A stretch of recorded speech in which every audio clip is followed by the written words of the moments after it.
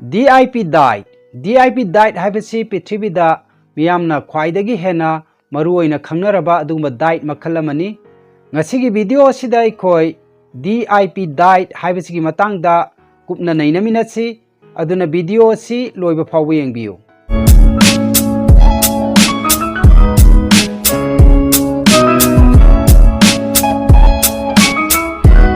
Hi mayam, I Samak Rameswar Thokchom, medical nutritionist, nice and wise expert.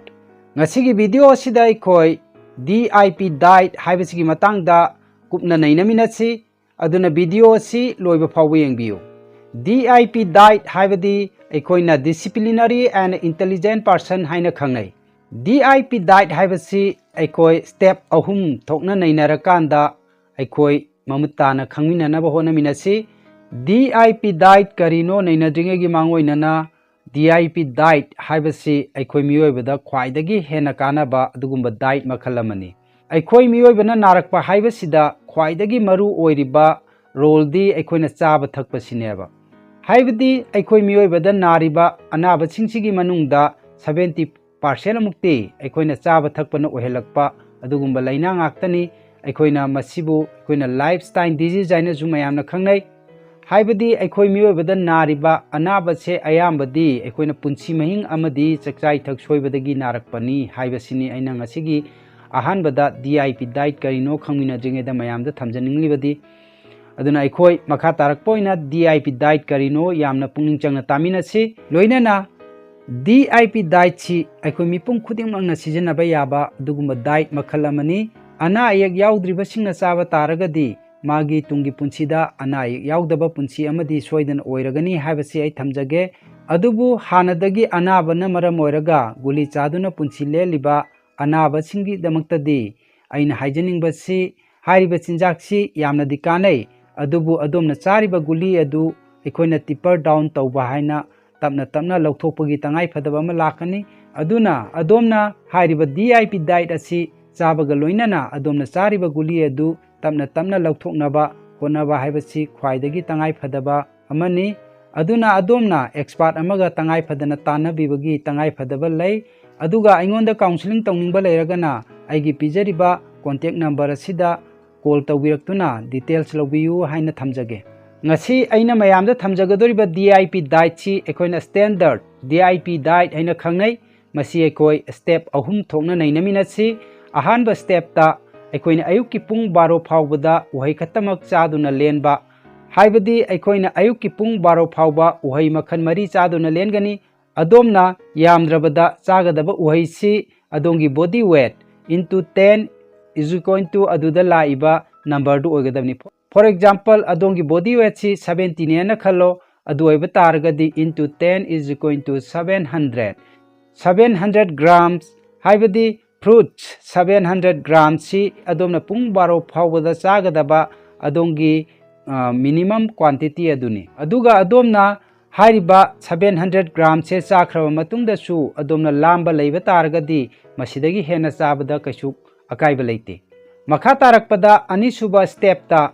adomna pung 12 gi matungda adongi lunch chaba yare lunch ta ekoina plate 1 amadi 2 leigani plate 1 da domna apamba vegetable makhan mari raw form da ekoina salad oina semaga chagani adongi apamba mana masing hariba plate 1 asida haplaga chaba yagani adomna chagadaba changdi adongi body weight into 5 is going to aduda laiba gram adu minimum oina chagadabani aduga adomna hena chaningba leiba taragasu adum hena chaba yai plate 1 si hek loibaga kanadana adomna plate 2 chaba yagani plate 2 haibadi ekoina yumda thongliba chak yansang adubuni tawbatabu ekoina plate 2 si thau thum chamna chariba makhai hena phai loinana dinner da su ekoina lunch ta chakhiba adugumna ekoina chagani haibadi ekoina yamdrabada vegetable makhan marina semba salad ekoina adongi body weight into 5 is equal to gram aduda laiba gram du chabiraga haibadi adongi body weight asi 70 oiba taragadi 350 grams vegetable si charba matungda adongi plate 2 haibadi yumda thongliba chak yansang adu aikoina chabigani loinana adomna plate 1 haibadi salad chemba matamda थुम चाइसलोइदबनी थाव चाइसलोइदबनी अदुबो अदोमना फदिगोम नुंसी हिदाक मयांगतोन मना any अदोमना Pamba मनम नुंसीबा मना मसिंगसिंग हाइरिबा सलाद असी सेमा मतमदा सोइजिलगा अदुम चाबिबा यागनी लोइनना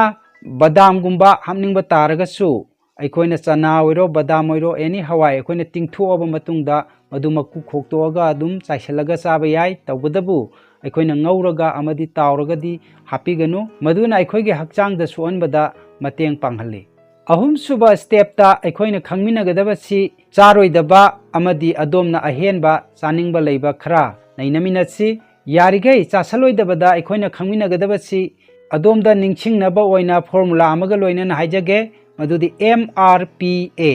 मसी काउबिगनु मसी अखोइना यारिगै चासंदनबा होनगदबा अदुगुमा चिंजाकनि मसीदा खंगमिनगदबसि अखोइना M हाइबसिना मीन तौरिसि मिल्क अमदि डेरी प्रोडक्टसिंग असिबुनि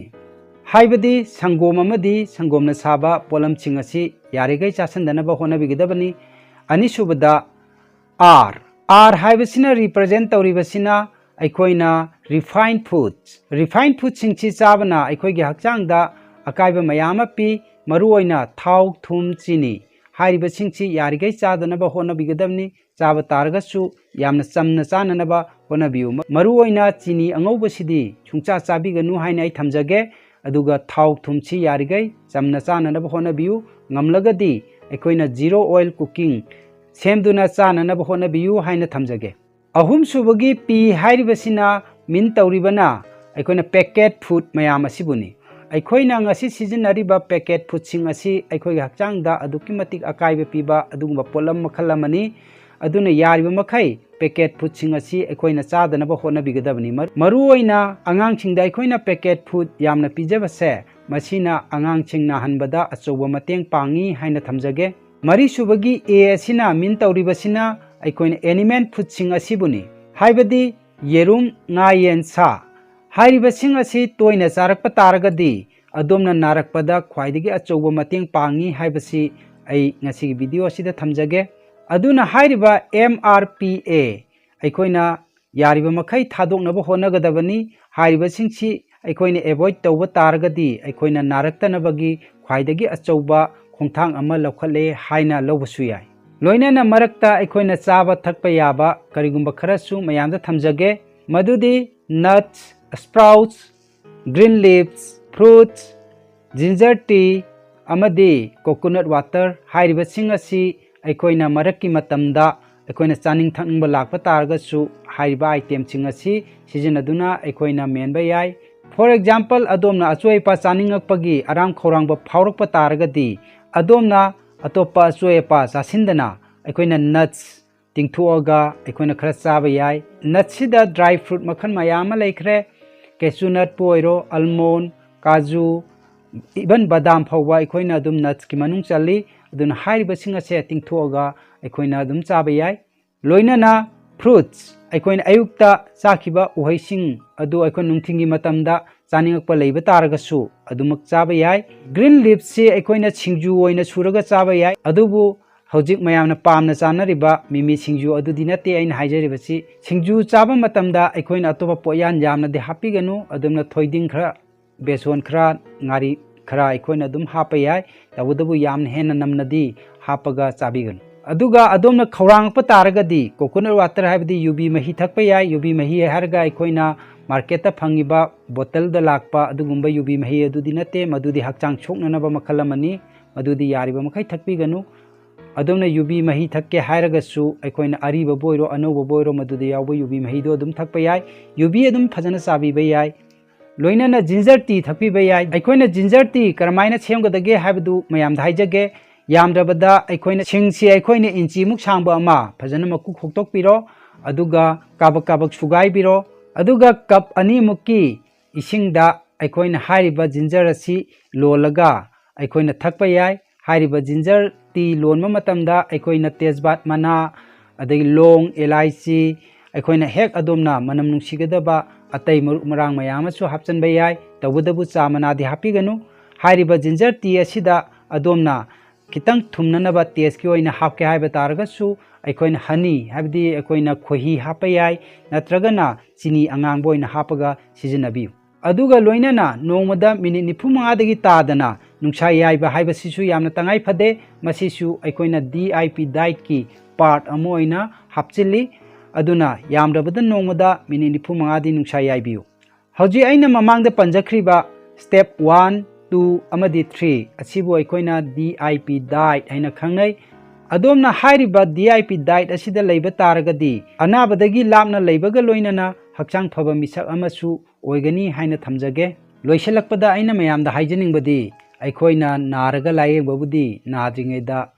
ꯅꯥꯗꯅꯕ ꯍꯣꯠꯅꯍꯧꯕꯁꯤꯅ ꯈ꯭ꯋꯥꯏꯗꯒꯤ ꯑꯐꯕ ꯈꯣꯡꯊꯥꯡ ꯑꯃꯅꯤ ꯍꯥꯏꯅ ꯈꯜꯂꯤ ꯑꯗꯨꯅ ꯑꯗꯣꯝꯅ DIP ꯗꯥꯏꯠ ꯑꯁꯤ ꯍꯥꯟꯅꯗꯒꯤ ꯑꯩ ꯆꯥꯔꯛꯏ ꯆꯥꯔꯛꯇꯦ ꯍꯥꯏꯕꯅꯆꯤꯡꯕ ꯇꯧꯗꯨꯅ ꯆꯥꯗꯕ ꯇꯧꯕꯤꯒꯅꯨ ꯁꯨꯡꯁꯣꯏ ꯁꯣꯏꯗꯅ ꯆꯥꯕꯤꯌꯨ ꯑꯗꯨ ꯑꯣꯏꯕ ꯇꯥꯔꯒꯗꯤ ꯑꯗꯣꯝꯒꯤ ꯇꯨꯡꯒꯤ ꯄꯨꯟꯁꯤꯗ ꯅꯥꯔꯛꯀꯗꯕ ꯃꯌꯥꯝ ꯑꯃꯗꯒꯤ ꯉꯥꯛꯊꯣꯛꯄ ꯉꯝꯒꯅꯤ ꯑꯗꯣꯝꯒꯤ ꯅꯥꯔꯛꯄꯗꯒꯤ ꯆꯠꯀꯗꯕ ꯈꯔꯁꯥ ꯑꯃꯗꯤ ꯃꯇꯝ ꯃꯥꯡꯒꯗꯕ ꯃꯌꯥꯝ ꯑꯗꯣ ꯀꯟꯕ ꯉꯝꯒꯅꯤ ꯍꯥꯏꯅ ꯊꯝꯖꯒꯦ ꯑꯗꯣꯝꯅ ꯍꯥꯟꯅꯗꯒꯤꯁꯨ ꯑꯗꯨꯝ ꯇꯥꯗꯨꯅ ꯂꯥꯛꯂꯕ ꯋꯥꯐꯝꯅꯤ prevention is always better than cure ꯍꯥꯏꯕ ꯋꯥꯍꯩ ꯑꯁꯤ ꯑꯗꯨꯅ ꯍꯥꯏꯔꯤꯕ ꯋꯥꯍꯩ ꯑꯁꯤ ꯑꯩꯈꯣꯏꯅ ꯐꯣꯂꯣ ꯇꯧꯕ ꯉꯝꯕ ꯇꯥꯔꯒꯗꯤ ꯑꯩꯈꯣꯏꯒꯤ ꯇꯨꯡꯒꯤ ꯄꯨꯟꯁꯤꯗ ꯍꯛꯆꯥꯡ ꯐꯕ ꯃꯤꯁꯛ ꯑꯃ ꯑꯣꯏꯕꯒ ꯂꯣꯏꯅꯅ ꯌꯥꯏꯐꯕ ꯄꯨꯟꯁꯤ ꯑꯃꯁꯨ ꯁꯣꯏꯗꯅ ꯑꯣꯏꯒꯅꯤ ꯍꯥꯏꯅ ꯊꯝꯖꯒꯦ ꯑꯗꯨꯅ ꯑꯩꯅ ꯃꯌꯥꯝꯗ ꯍꯥꯏꯖꯅꯤꯡꯂꯤꯕꯗꯤ ꯍꯛꯆꯥꯡ ꯐꯕ ꯁꯃꯥꯖ ꯑꯃ ꯁꯦꯝꯕꯒ ꯂꯣꯏꯅꯅ ꯑꯐꯕ ꯁꯃꯥꯖ ꯑꯃ ꯁꯦꯝꯅꯅꯕ ꯍꯣꯠꯅꯃꯤꯟꯅꯁꯤ ꯍꯥꯏꯔꯒ ꯉꯁꯤꯒꯤ ꯚꯤꯗꯤꯑꯣ ꯑꯁꯤ ꯃꯇꯥꯡ ꯑꯁꯤꯗ ꯂꯣꯏꯁꯤꯟꯖꯔꯒꯦ ꯀꯪꯂꯩꯄꯥꯛ ꯏꯃꯥꯅ ꯌꯥꯏꯐꯔꯦ